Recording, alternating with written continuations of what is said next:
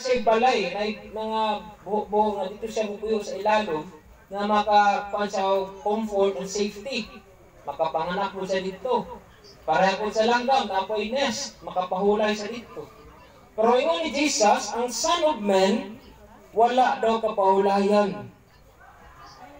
So Jesus did not say nga, you cannot follow me. Jesus described of what is the reality will experience.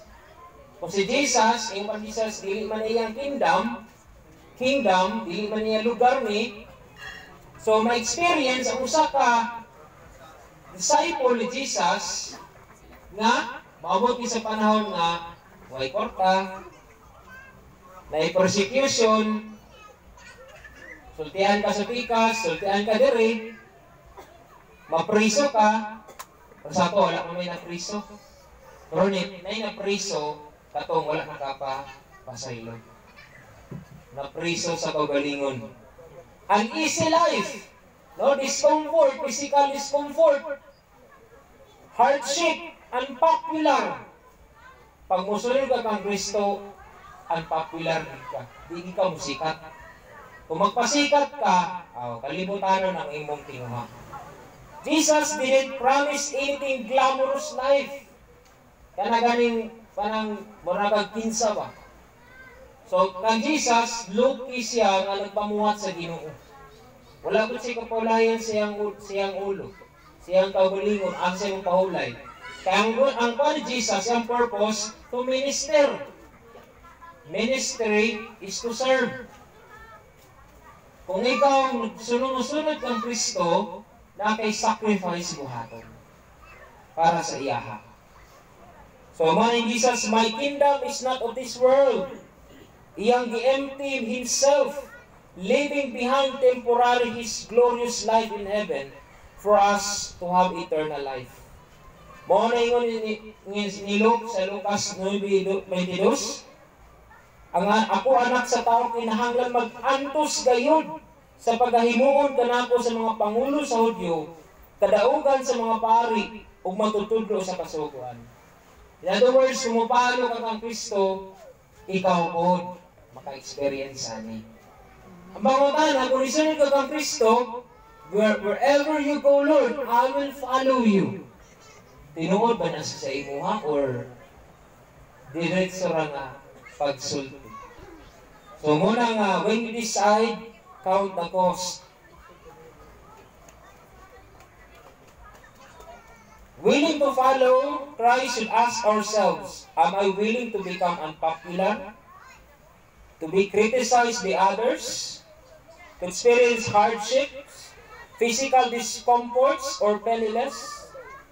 A person isn't discouraged by the idea of financial or social hardship, isn't likely a sincere follower. I believe na nagi panahon, mahut tayo na nagkalisod. But because you decided to follow Jesus, unwavering commitment, ang Ginoo mo panalangin sa iyang mga nagatuo, nagasunod kaniya. So kita nga mga pastors, deacons, church workers, missionaries, atong ilimod ang atong mga interest na nasa kalibutan. Tingnan pa sa Colossus 3:1-2. Since then, you have been raised with Christ. Ngayon pa sa NIV, set your hearts on things above, where Christ seated in the right hand of God. Kaduha pa yun, set your minds on things above, not on earthly things. Duha yun, no? Set your hearts, set your minds on things above. So kung whatever sacrifice you are setting your hearts and minds things above the Ginoo. Ikaduha, unwavering commitment shown through prioritization. Unya mingon Jesus sa katao, uban ka nako. Mitubag ang tao, Ginoo, mo pauli una ako aron sa paglubong sa akong amahan. Mitubag si Jesus kaniya, pasak din ang mga patay sa paglubong sa ilang mga minatay. Apan ikaw, lakaw ug iwali ang mahitungod sa paghari sa Dios. Kani nga verses, manotice nato ni ang first, siya ang ni-request no sunod sa Dios. Ang ikaduha, ni command ang Ginoo sa iyaha nga musunod ka nako. Sama ra pud niya gibuhat sa mga disipulo. Sama kang Matthew sa Luke 5 verse 27 na nakita niya si Levi or si Matthew na naglingkod dapit sa pagbayad sa buhis ug mingon si Jesus kaniya, dali uban ka nako. Namay tayong kita mga pastor na gitawag sa Ginoo, musulti ang Ginoo sa mo, follow me. You are called to be part sa bulaton sa Ginoo nga magwawali, magatudlo sa pulong sa Ginoo. Pero nayubahan nga magunya-unya pa, no? Pero God's perfect time, kung kusog na ginang pagtawag sa Ginoo sa imuha, hindi naging kabalibad. So maningon niya, but man replied, permit first to go and bury my father. So ang kani nga tao na pay respect, no? Yung ba siya Lord? Lord, isulti pa siya. Nagatuo siya ng authority si Jesus. Pero naghangyo siya nga Ginoo muli sa ako kay akong lubong akong mahan. Sa Jewish culture, kung basahon nato sa ilang kultura, kung naday mamatay, diretso lubong. Wala na sa paikuan diha. Sa tuwa, mga pila pagka adlaw, no? Kailan kay pagmatay, lubong dito. So kani wala gi-specify kung kaning amahan buhi pa o patay na. So in short, kani siya nagduha-duha pag imusunod. So iya lang gipamaagyan ni nga dili pagid siya mosunod sa Ginoo. Dili pa gini-prioritize ang Ginoo. So the man wanted to follow Christ, but not just yet. Dili sa karon. The man was not torn between right and wrong, but he was torn between from right and right. Musunod ko sa Ginoo, naman akong ginikanan. Diya na ang nagtunga siya. Nasanwit siya sa iyang desisyon. So the point Jesus want to emphasize, following Him, giving the highest priority. Yes, Jesus commanded us to honor and obey our parents. In other words, loving our families is biblical. So sa Lucas 14:26, kung may tao nga gustong musunod ka nako, apan mas gimahal niya ang iyang mga ginikanan, asawag, mga anak, mga igsoon, ug ang iyang kagalingon kay kanako, dili siya mahimo akong tinun-an. So kani siya usa kani ka kinsa imong i-prioritize sa imong kinabuhi. Pero in terms of ministry, para sa Ginoo, tagaan mo dakong priority. Sa mga itong panuna, first love na to, Jesus, family, mga kaugalino. Kinsa ba ang imong priority karon? Manginabuhi na ko, pastor. Mundan ako. So, ang priority na to pagmata, lahi ko ng priority. Mga young people, kinsa magana yung priority? Ang Ginoo o imong nagpitik-pitik diha. So we choose to follow Jesus, even our family members disagree. Wala ka pa mo, pastor ko. Dili! Ayoy, paano? You are torn between right and right. Asa ni piliun nila? No? Napo ikaw, kung ministry ka, mapil ka, may mong ginikanan, di mo sugot, tira ka sa balay. Kung gusto mo ikaw matong simbahan, you are torn between right and right decision. Asa mo isundo na ako, ani. Mga tagaan mo highest priority ang Diyos. Lucas 12:51-53. O gikan karon tungod kanako magkabahin-bahin ang mga pamilya. Dani si Jesus para i-save ang lost sa mga nangawala.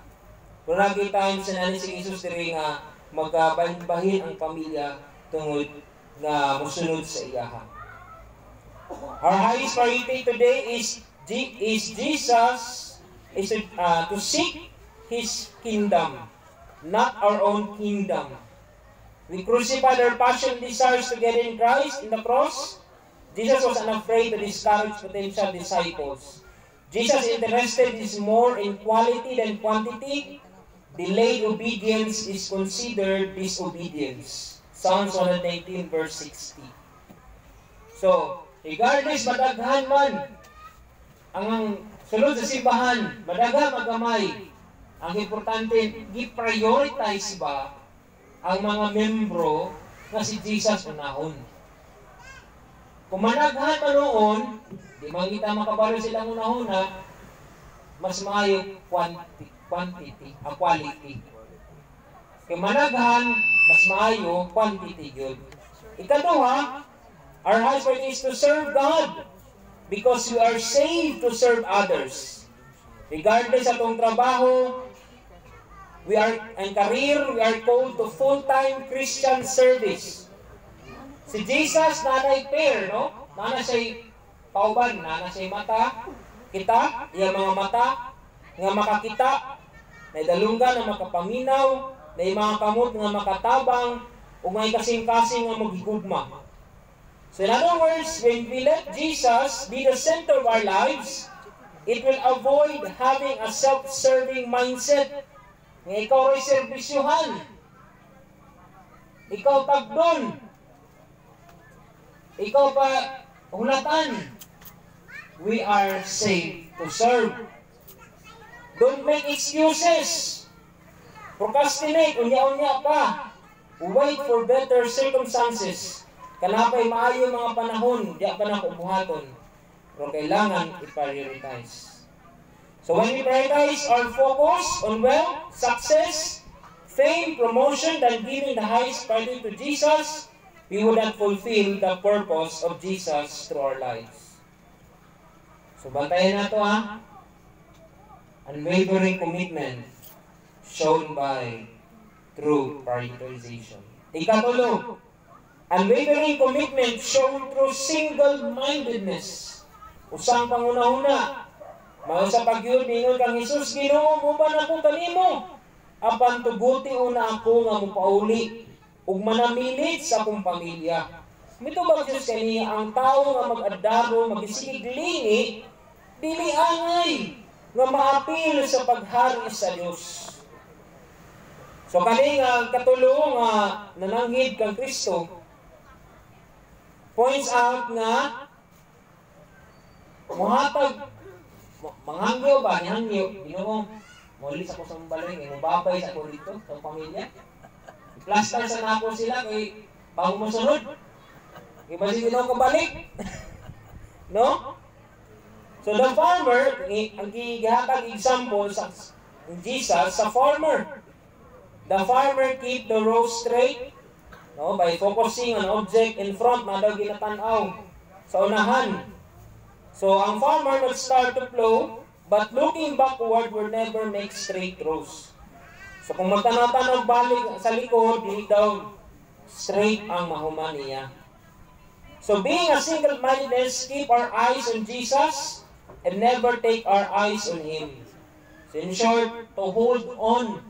Kung nakay usa nga panguna-huna, hold on. Na ba kay pareha ba tag vision o mission o core values sa atong association, sa atong BPWMF? Kung pareha tag pagunahon na igsuon, dayo gid atong abtan. Atong tabangan atong kampong atong association. Nga next year, no? Bilang 2024-2026. No, tabangan nato ang association sa atong makaya. No, ginatawagan ang mga kasimbahanan under association tabangan nato. Nga makaya na makapatabang ka sa mga kasimbahanan ng lisod, no? So dapat pausa ta og vision and mission ani o core values. No true disciple of Jesus would look back as he focuses on the promised land ahead. Walay tinuod nga discipleship at disciple sa Ginoo nga maglantaw mutan-aw talikod balik. Kung ikaw tinuod nga disipulo ni Kristo sa imong ginatanaw dito sa langit, Kaya tuwa dito nagsidlak-sidlak. Kung ikaw nagtanaw sa imong balik pa ka sa Egypt, kaya dito, promise tayo, maayong panginabuhi, nindot. Pero padulong sa promise na, di man ako makita, pastor. Pahit man. Mao na nga, kung single-mindedness na kasugod karon, ang imong focus, padulong na diya sa langit. So, dili na ito magunahon na kinsa ilabaw. Ikaw, dili, ako, muna yung mga disipulo. May sa kagayon na naglari sa iyang mga tinunan, kinsa gayad kanila ang labaw sa tanan. Na, dili ta pareho na una, gid. So, facing heavenward, press on towards the goal. I-avoid ng mga distraction na makakuha sa itong atensyon or divided heart. No, mag-faction ta mga igsoon, ayaw ta na. Ato nang i-avoid.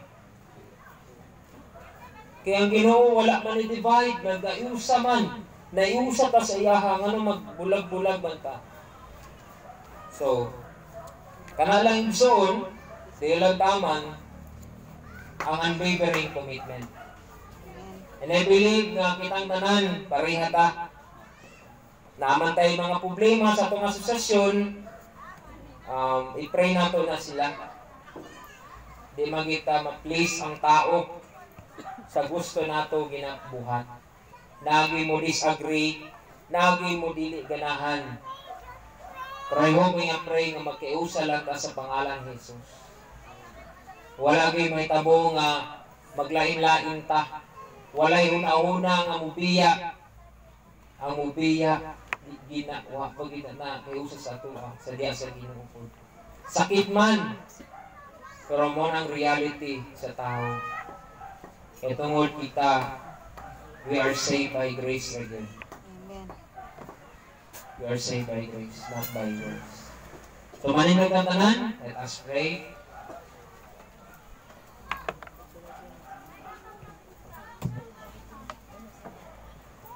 O Lord,